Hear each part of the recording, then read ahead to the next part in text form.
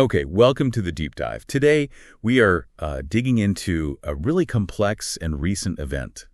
The 4 days in May India-Pakistan crisis from 2025. We've got a key source to help us navigate it. Yeah, and this wasn't just, another minor flare-up.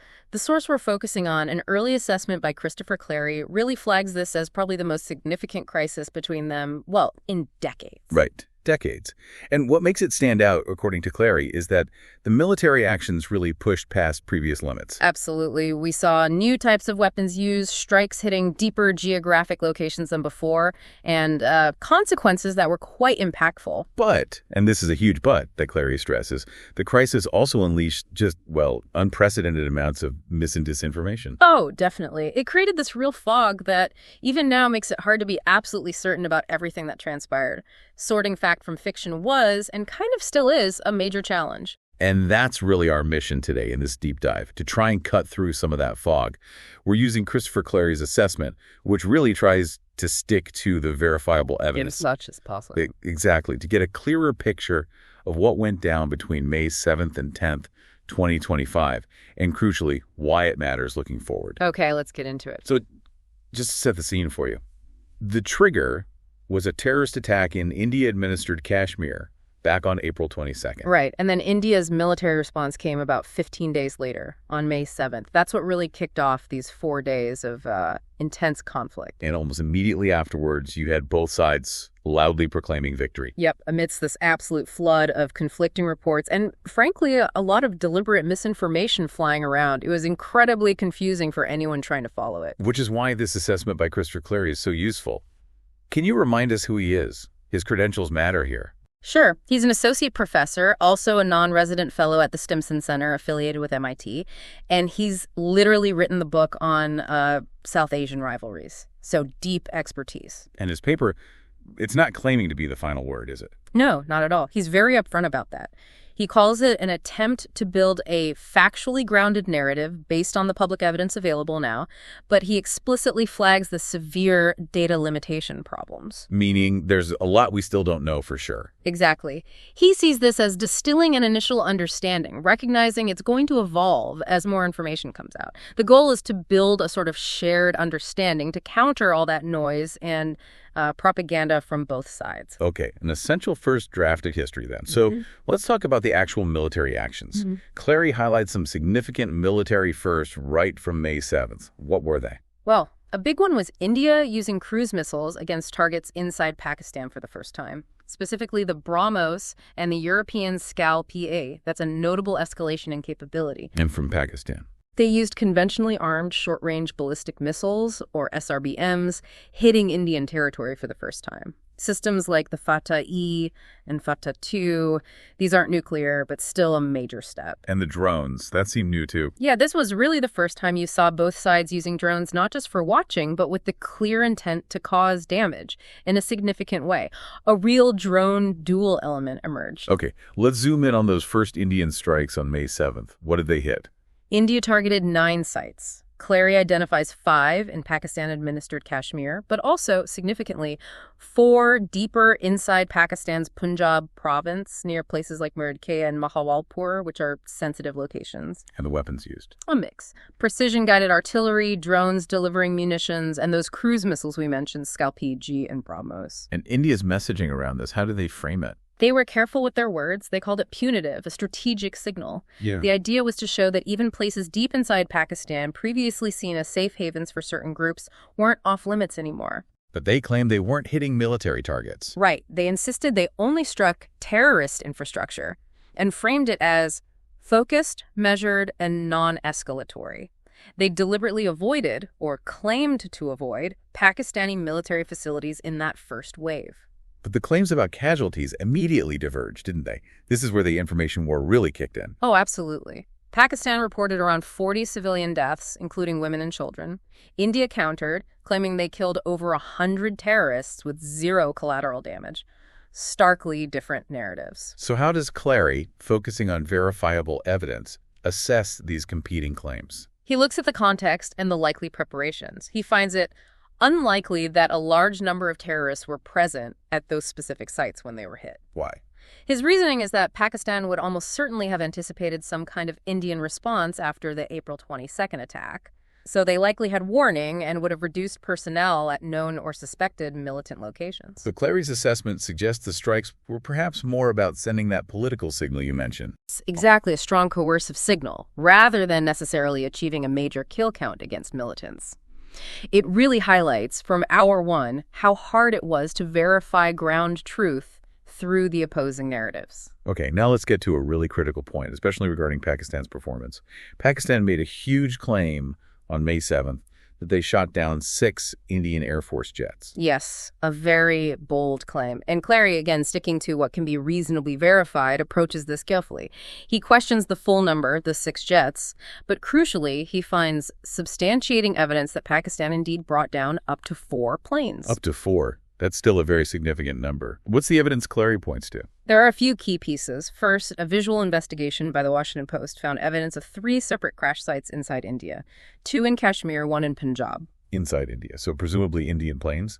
Precisely. Since manned aircraft weren't reported crossing the border that day, any wreck inside India would be Indian. And the Coast identified wreckage from 2 of those sites as belonging to a French Rafale and a Mirage 2000 types India operates, but Pakistan doesn't. Okay, that sounds like solid evidence for at least 2. What else? Reuters also reported on May 7th, citing local officials, that 3 aircraft went down in Kashmir.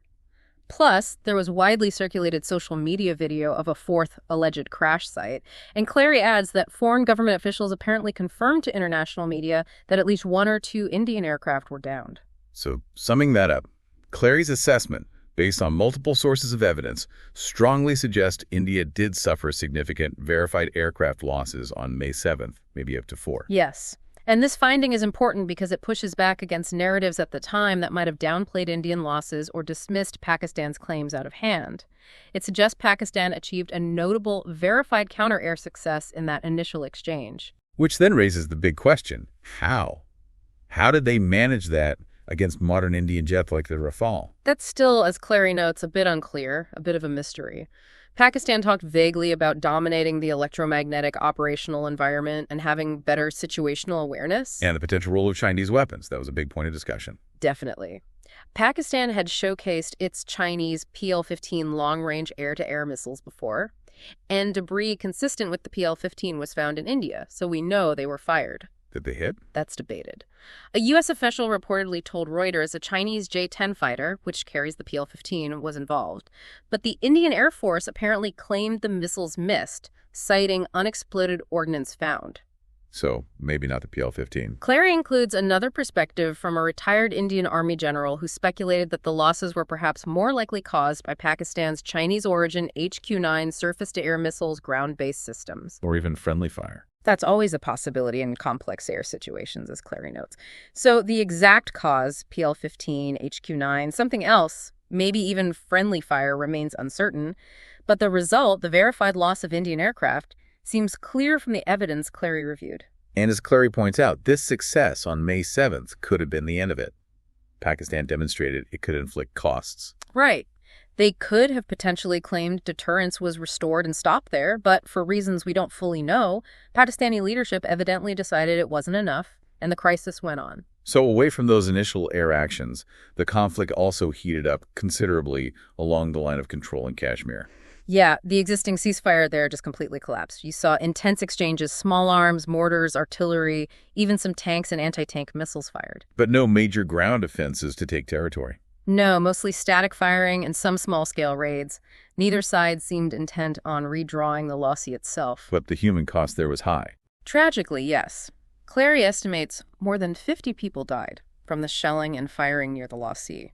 That might actually be the majority of the total deaths in the entire 4-day crisis.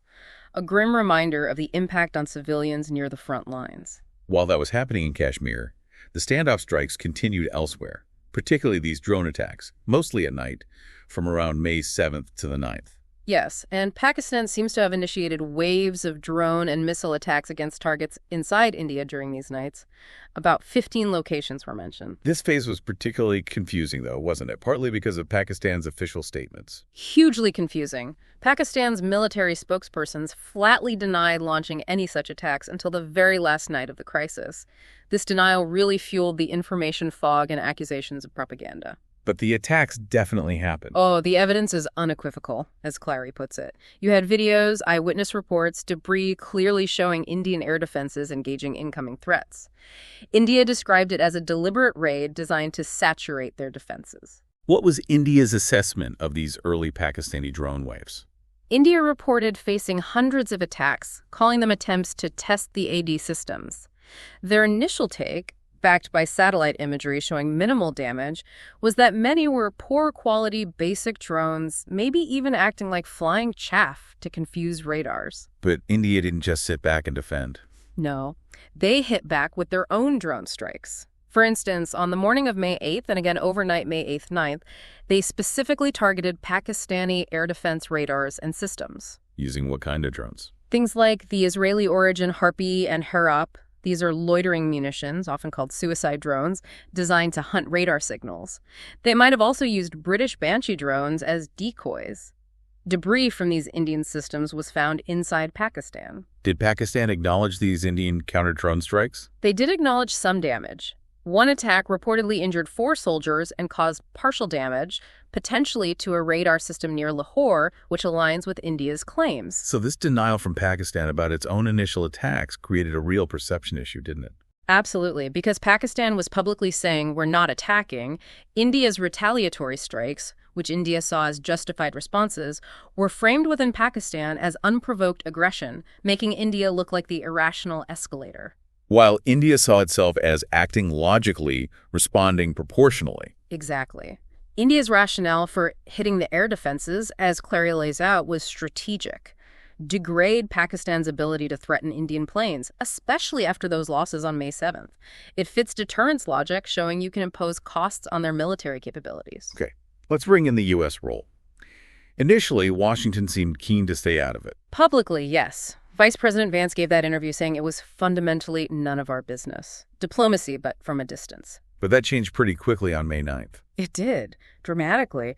Clary Sett's reporting, like from CNN, that the U.S. received some kind of alarming intelligence on the morning of May 9th U.S. time. Leading to that direct call from Vance to Modi. Right, around noon Eastern time, Vance expressed serious concern about a high probability for dramatic escalation. What does Clary think might have been in that alarming intelligence?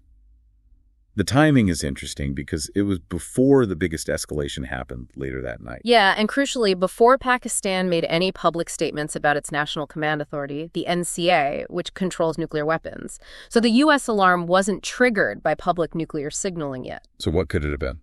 Clary explores the possibilities. Maybe U.S. intelligence saw Pakistan preparing its short-range ballistic missiles, which were used later that night.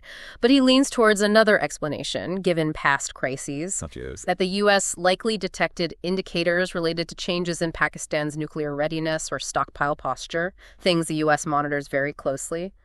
That kind of intelligence would absolutely trigger alarm bells in Washington and explain the urgent shift from detachment to active intervention. That makes sense.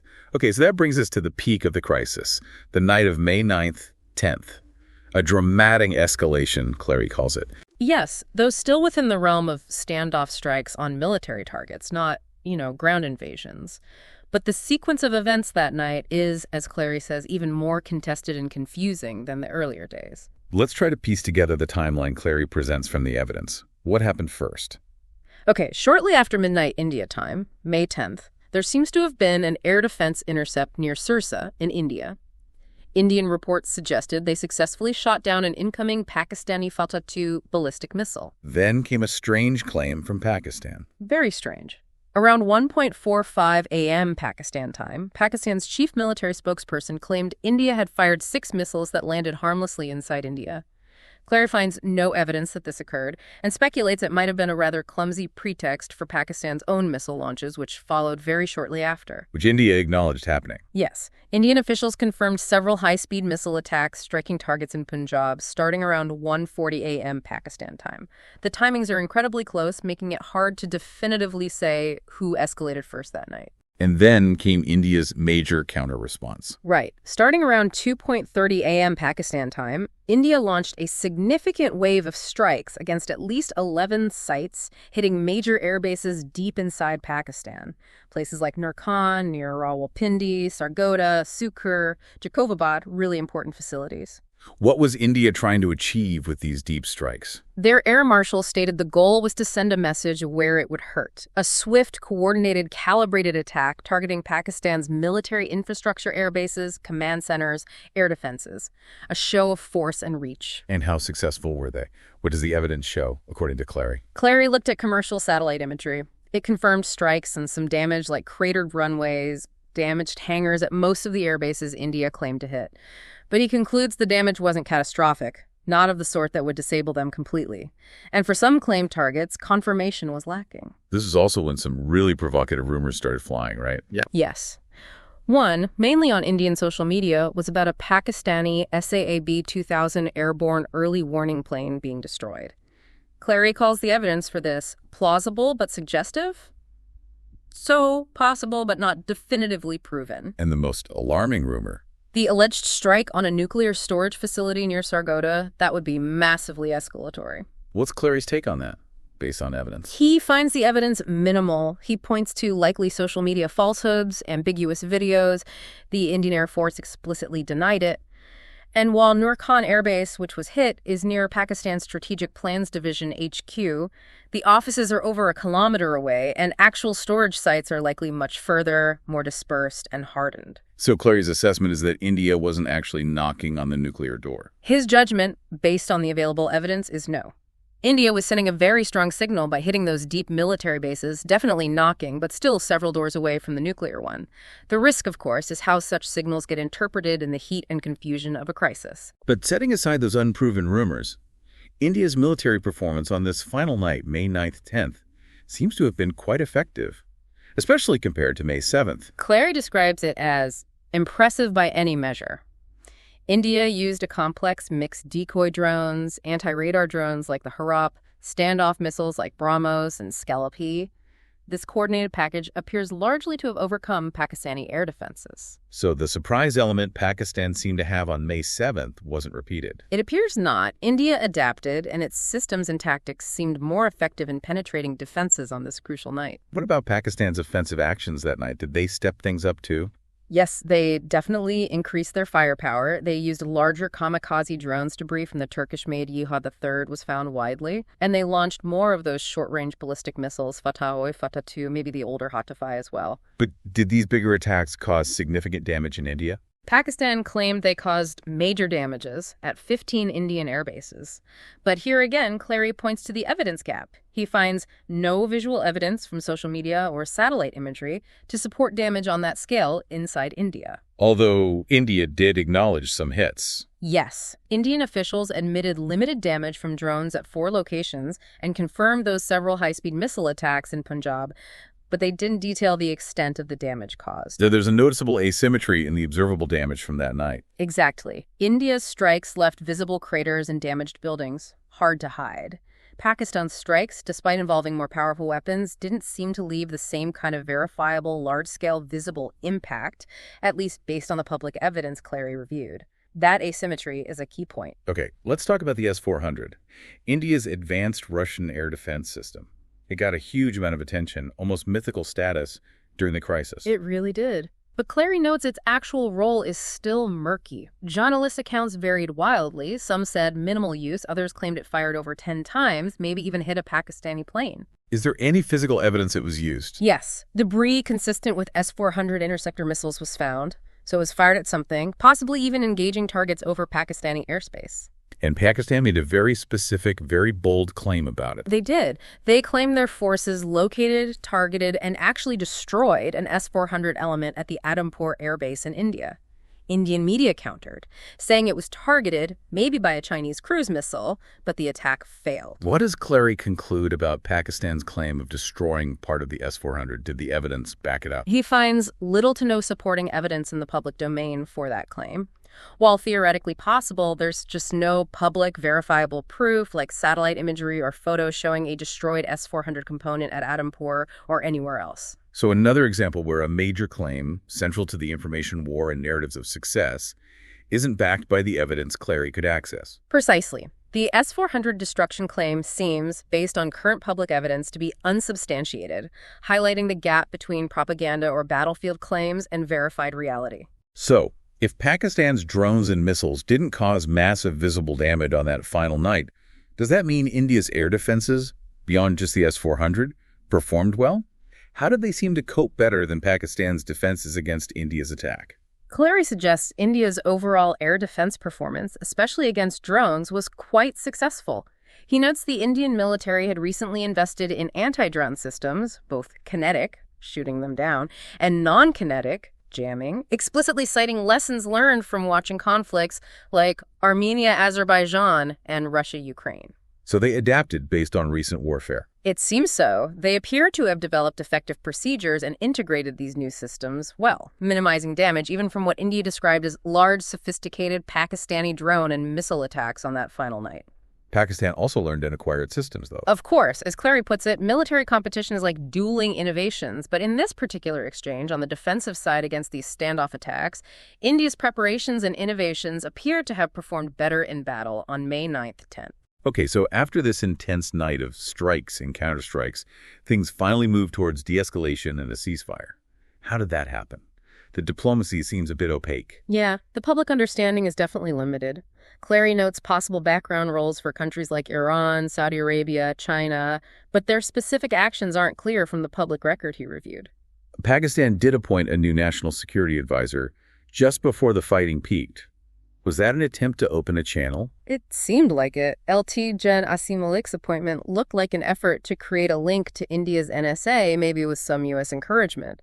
Although, interestingly, Pakistan's military later said that specific NSA to NSA channel wasn't used for direct talks during the crisis itself. But the U.S. role became very direct and central in those final hours, right? Absolutely critical.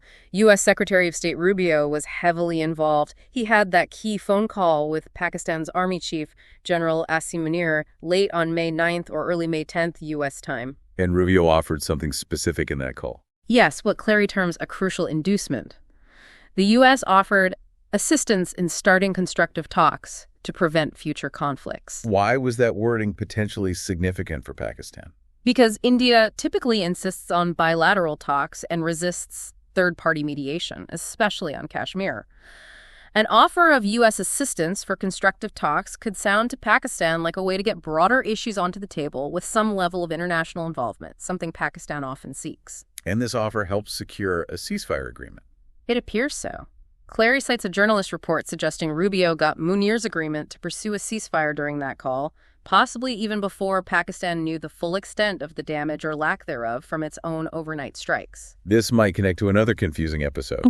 The reports about Pakistan's National Command Authority, the NCA. Exactly. On the morning of May 10th Pakistan time, Reuters reported the military saying an NCA greeting had been called, which would be major nuclear signaling.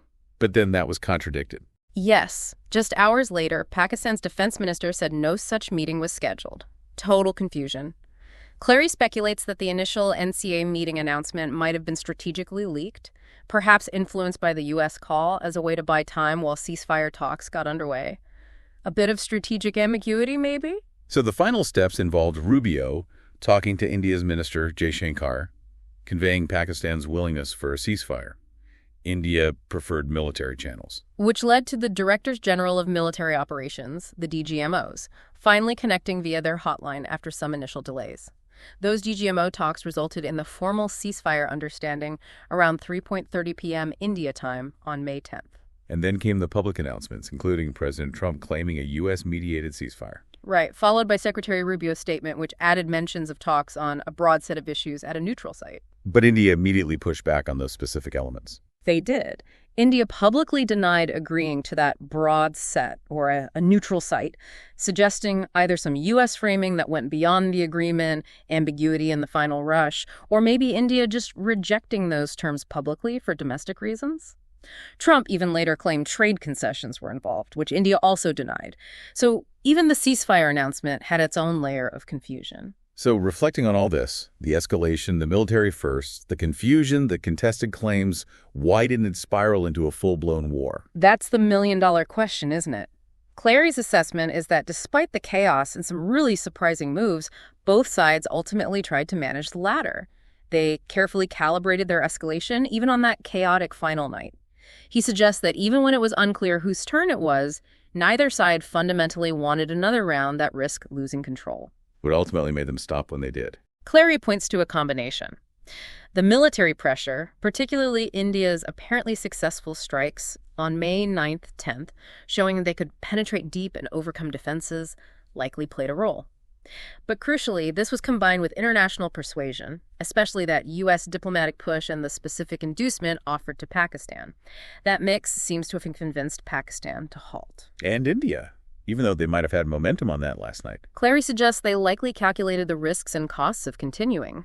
Pressing the military advantage further might not have been worth the potential political fallout or the danger of further unpredictable escalation. So both sides found the U.S.-facilitated ceasefire acceptable at that point. But the ending note from Clary is quite stark. A ceasefire is not peace. Exactly. It's a crucial reminder. He concludes that the next crisis will eventually come, and its foundations will be laid in the events and interpretations of this crisis. That's why understanding this confusing and surprising episode, trying to sift through the claims and evidence like Clary does, is so vital. Because the next one could be meaningfully different, shaped by new tech and the lessons learned or mislearned this time. Which really leaves us with a provocative thought for you, the listener, to mull over. Given all the confusion, the contested outcomes we discussed, the claims of victory versus verifiable damage, Pakistan's early air success versus India's later effectiveness, how do you think the lessons each side takes away from this crisis will shape the next one? How might their potentially very different interpretations of what just happened influence their behavior when tensions inevitably rise again? What does this whole episode tell us about managing conflict in today's world of instant information, pervasive disinformation, and rapidly changing military technology? A lot to think about there, definitely.